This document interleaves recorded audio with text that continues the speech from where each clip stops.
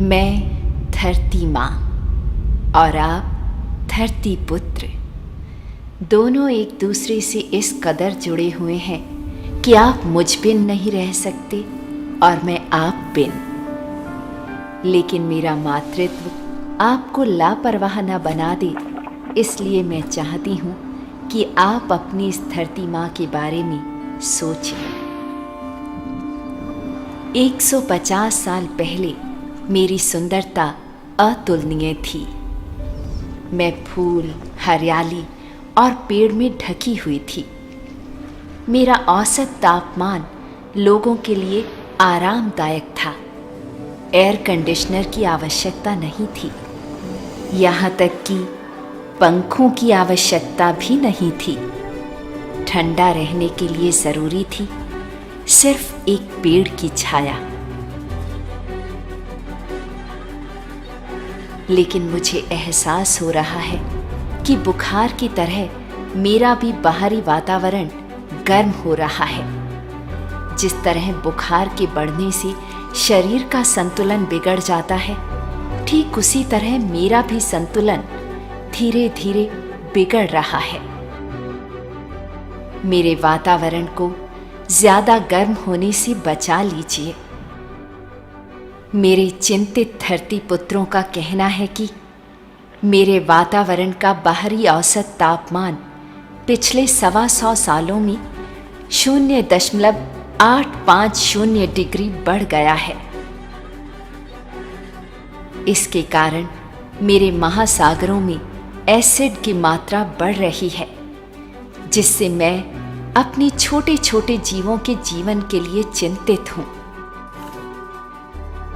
गर्मी बढ़ने के कारण सदियों से पानी देने वाले ग्लेशियर्स बहुत तेजी से पिघल रहे हैं और ये पानी महासागरों के जल स्तर को बढ़ा रहा है।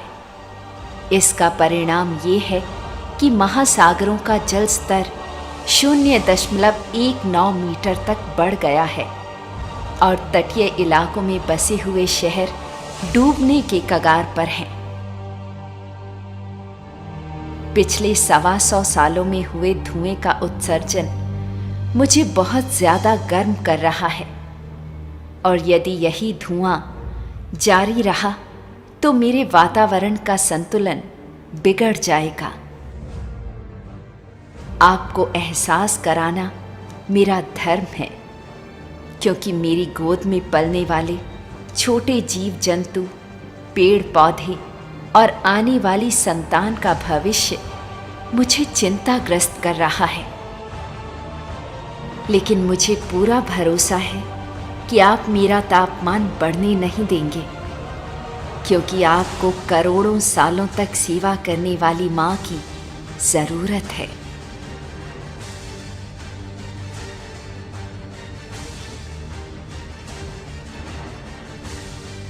कुछ लोग अनजाने में मुझे व मेरे प्राणियों व पेड़ पौधों को भी कष्ट दे जाते हैं और खुद को नुकसान पहुंचा लेते हैं। आपका यही अनजानापन कहीं लापरवाही में न बदल जाए, इसलिए आप अपनी चारों तरफ वातावरण का ध्यान रखिए और इसे गर्म होने से बचाइए। मेरे वातावरण के गर्म होने के प्रमुख कारण हैं औद्योगिक प्रदूषण, प्रदूषण पैदा करने वाले यातायात के साधन, वृक्षों की कटाई, खेतों में जरूरत से ज्यादा रासायनिक खाद का प्रयोग करना, गोबर गैस संयंत्र का उपयोग न करना, जानवरों को संतुलित आहार न देना और पराली या अन्य फसल अवशेष को जलाना।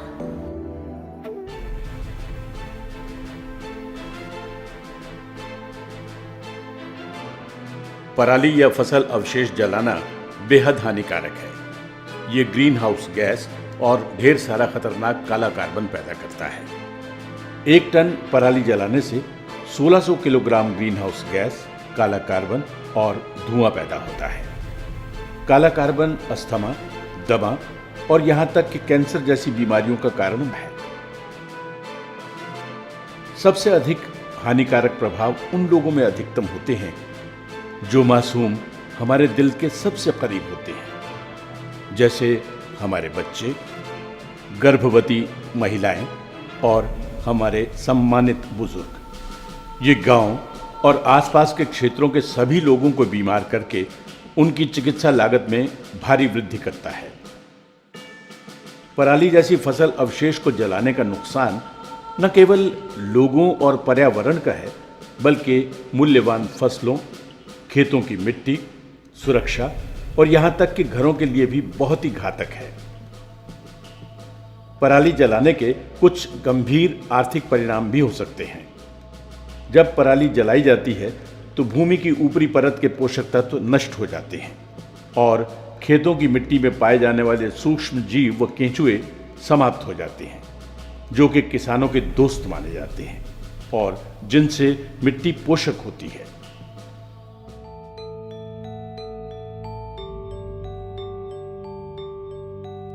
मेरे धरती पुत्रों ने इस मिट्टी को उपयोगी बनाए रखने के लिए सदियों से उपाय किए हैं।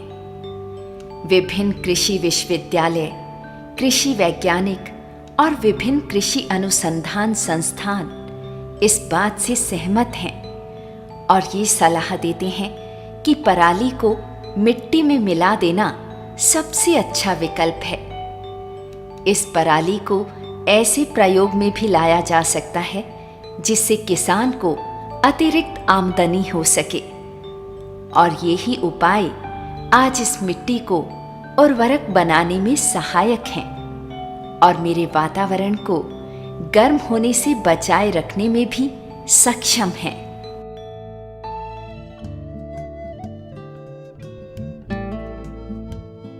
पराली को मिट्टी में मिलाने के लिए चॉपर द्वारा फसल अवशेषों को छोटे छोटे टुकड़ों में खेत में ही काट दिया जाता है और इस पर बायो वेस्ट डीकंपोजर का छिड़काव कर डीप प्लाव से गहरी जुताई कर दी जाती है।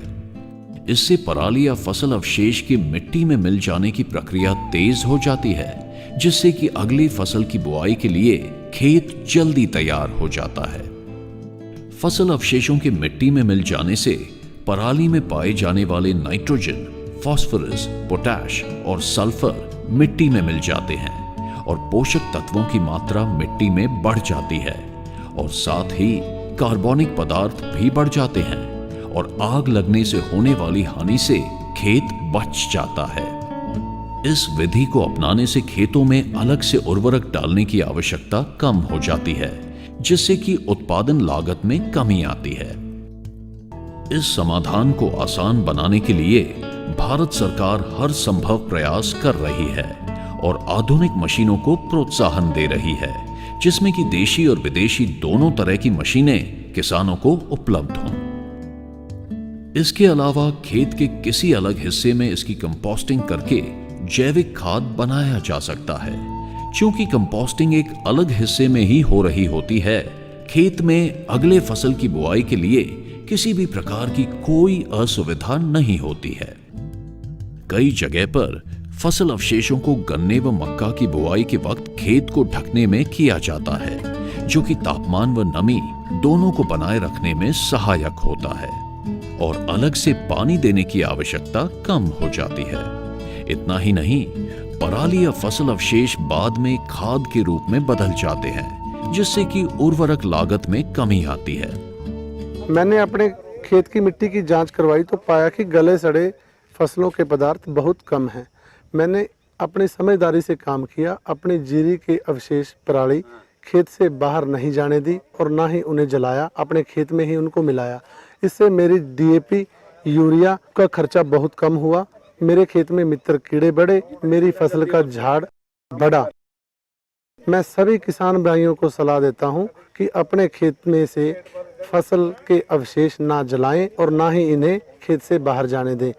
अक्सर धान की फसल की कटाई के बाद पराली को खेत से हटाने या कंपोस्ट में बदलने का समय नहीं होता, जिससे कि अगली फसल की बुआई में दिक्कत होती है। कई किसानों ने इस समस्या से छुटकारा पाने का विकल्प ढूंढ लिया है और फायदा उठा रहे हैं। हैप्पी सीडर मशीन एक ऐसा ही प्रभावी व किफायती विकल्प है। हैप्पी सीडर ट्रैक्टर के पीछे सीड ड्रिल मशीन की तरह काम करता है, जिससे कि खेत में पराली या फसल अवशेष होने के बावजूद भी चलाया जा सकता है। इस तरह खेत में पराली के ऊपर से ही गेहूं व अन्य फसलों की बुआई हो जाती है और पराली को जलाने की आवश्यकता नहीं पड़ती। हैप्पी सीडर के प्रयोग से भूमि की तैयारी का खर्च कम हो जाता है, क्योंकि गेहूं की बुआई हेतु न तो पराली व अवशेष जलाने की जरूरत और ना ही जुताई की जरूरत। बस सीधी बुआई करो और एक सिंचाई व खाद की बचत करो। साथ ही साथ मिट्टी में कार्बन की मात्रा बढ़ाओ और मिट्टी को ताकतवर बनाओ। इसके प्रयोग से खेत में होने वाले खरपतवार पर नियंत्रण लग जाता है तथा लाभकारी सूक्ष्म जीवों की मात्रा में बढ़ोतरी होती है। साथ में पराली के पोषक तत्वों का मिट्टी में मिलने से व भूमि में जैविक पदार्थों की वृद्धि से मिट्टी की गुणवत्ता सुधरती है और जमीन में नमी को बनाए रखने की क्षमता भी बढ़ जाती है, जिसके कारण किसानों को कम खाद व पानी देने के साथ साथ उपज व मुनाफे में बढ़ोतरी होती है। मैंने बचपन में देखा कि जब हम खेत में जाते थे तो हमारे पिताजी खेत में पराली के अवशेषों को न जला करके उनको खेत में ही मिला देते थे। इससे खेत में यूरिया और DAP की खपत भी नहीं होती थी और इससे खाने में जो दानों का स्वाद था वो भी बहुत मीठा होता था। इसलिए हमने सोचा कि क्यों ना हम भी पराली के अवशेषों को खेत में न जला करके इस अपने वातावरण को बचाएं। मेरे किसान भाइयों से यही संदेश है कि हमें वातावरण को बचाना है और मिट्टी की गुणवत्ता को बढ़ाना है। खेत की मिट्टी भी यही मांग कर रही है और इससे आने वाली पीढ़ियों का भी फायदा होगा।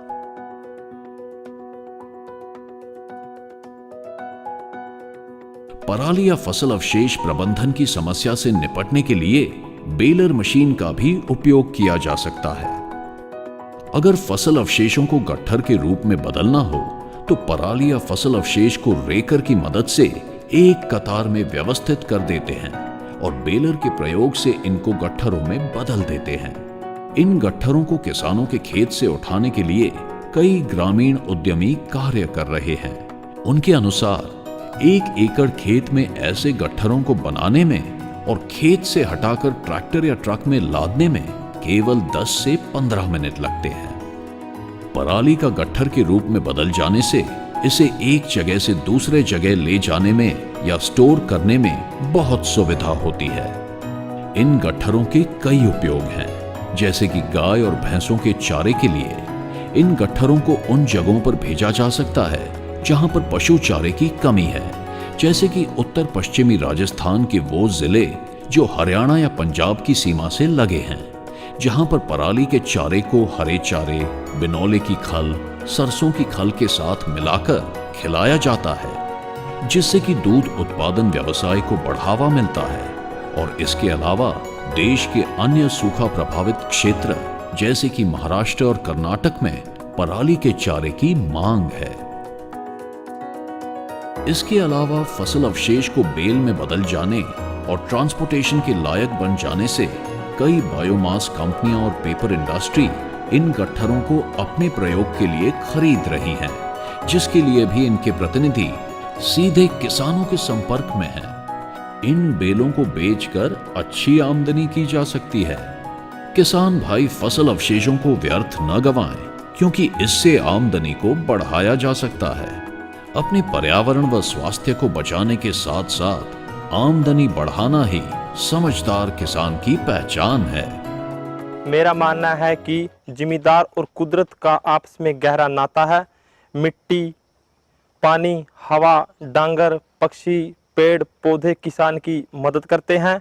कुछ सालों से हम लोग फसल की पराली मिलाने की बजाय उनको जला देते हैं। इससे खेत की नमी, मिट्टी के मित्र कीटाणु और आसपास के पेड़ पौधे नष्ट हो जाते हैं। सरकार वातावरण में धुएं की मात्रा को कम करने का प्रयास कर रही है। किसान भाई हैप्पी सीडर, रोटावेटर, रीपर का प्रयोग करके पराली को मिट्टी में मिलाएं और अपने खाद का खर्चा कम करें या अपनी पराली बेचकर आमदनी बढ़ाकर सरकार का सहयोग करें। इन सब के अतिरिक्त हमें फसल अवशेष की समस्या से निपटने के लिए कृषि के विविधीकरण पर भी ध्यान देना होगा। कृषि के विविधीकरण से तात्पर्य है कि हम धान जैसी अधिक खाद व पानी चाहने वाली फसलों के बजाय पारंपरिक फसलें जैसे कि मक्का, दलहन व तिलहन की फसलें और सब्जी उत्पादन करें, जिनको पकने में कम समय लगता है। इन फसलों के उत्पादन से आमदनी बढ़ाने के साथ साथ जोखिम न लेना ही समझदार किसान की पहचान है। इस फिल्म में बताए गए तरीकों को अपनाकर बिना जलाए भी आप फसल अवशेषों का उपयोग फायदेमंद और प्रभावी तरीके से कर सकते हैं।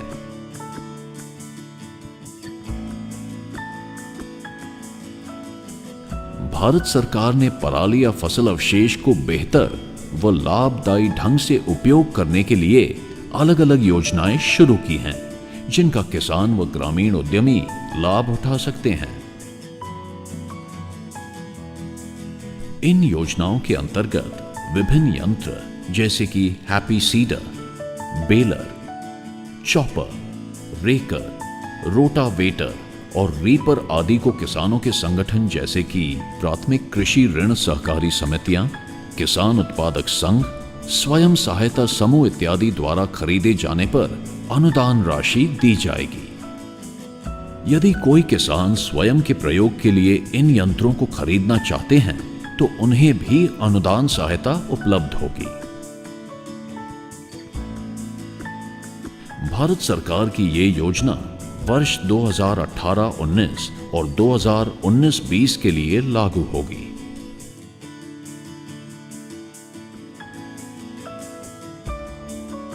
मैं अज सौं चुकदा हाँ कि मेरे खेत की मिट्टी जो कि मेरी खुशहाली का प्रतीक है, ਫਸਲਾਂ ਦੀ ਰਹਿੰਦ ਨੂੰ ਮਿੱਟੀ ਵਿੱਚ ਮਿਲਾ ਕੇ ਉਪਜਾਊ ਬਣਾਵਾਂਗਾ ਅਤੇ ਮੈਂ ਆਪਣੀ ਖੇਤੀ ਲਾਗਤ ਨੂੰ ਘਟਾ ਕੇ ਅਤੇ ਆਮਦਨ ਵਿੱਚ ਵਾਧਾ ਕਰਕੇ ਆਪਣੀ ਸਮਝਦਾਰੀ ਨੂੰ ਸਾਬਤ ਕਰਾਂਗਾ। ਇਹ ਮਿੱਟੀ ਜੋ ਕੁਦਰਤ ਦੀ ਇੱਕ ਵਿਰਾਸਤ ਹੈ, ਉਸ ਨੂੰ ਆਉਣ ਵਾਲੀਆਂ ਪੀੜ੍ਹੀਆਂ ਦੇ ਲਈ ਸਾਂਭ ਕੇ ਰੱਖਣਾ ਇਹੀ ਮੇਰਾ ਕਿਸਾਨ ਧਰਮ ਹੈ। मेरा वादा एक किसान का वादा है जो कि मैं मिट्टी की सेवा करके पूरा करांगा। ਅਸੀਂ ਸਾਰੇ ਸਹੁੰ ਚੁੱਕਦੇ ਹਾਂ ਫਸਲ ਦੀ ਰਹਿੰਦ ਜਾਂ ਪਰਾਲੀ ਨੂੰ ਅੱਗ ਨਹੀਂ ਲਾਵਾਂਗੇ ਅਤੇ ਆਪਣੇ ਵਾਤਾਵਰਨ ਨੂੰ ਆਉਣ ਵਾਲੀਆਂ ਪੁਸਤਾਂ ਲਈ ਤੰਦਰੁਸਤ ਰੱਖਾਂਗੇ। इसके अलावा पर्यावरण, वन और जलवायु परिवर्तन मंत्रालय, भारत सरकार नाबार्ड के माध्यम से पंजाब, हरियाणा, उत्तर प्रदेश, राजस्थान में 3 वर्ष की अवधि के लिए जागरूकता, कृषि विविधीकरण एवं फसल अवशेषों के प्रबंध वाली एक योजना चला रही है, जिसके अंतर्गत किसानों को फसल अवशेषों के प्रबंध व कृषि विविधीकरण के बारे में जानकारियां दी जाएंगी। इन राज्यों में ये योजना कृषि विभाग के द्वारा चलाई जा रही है। इन योजनाओं की अधिक जानकारी के लिए कृपया अपने कृषि विभाग के नजदीकी कार्यालय से संपर्क करें। धन्यवाद।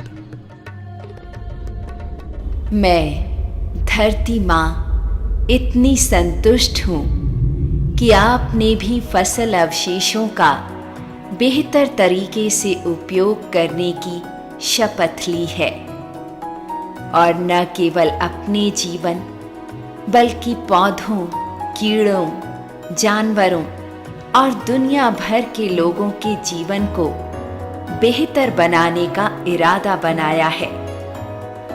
बहुत बहुत धन्यवाद। गांव-गांव में, देश-देश में अब विकास है हर प्रदेश में। गांव-गांव में, देश-देश में अब विकास है हर प्रदेश में। छा गया है, बन गया है भारत की ये शान। ये साथ है तो जिंदगी बन जाएगी खुशहाल। नाबार्ड, गांव बढ़े तो देश बढ़े।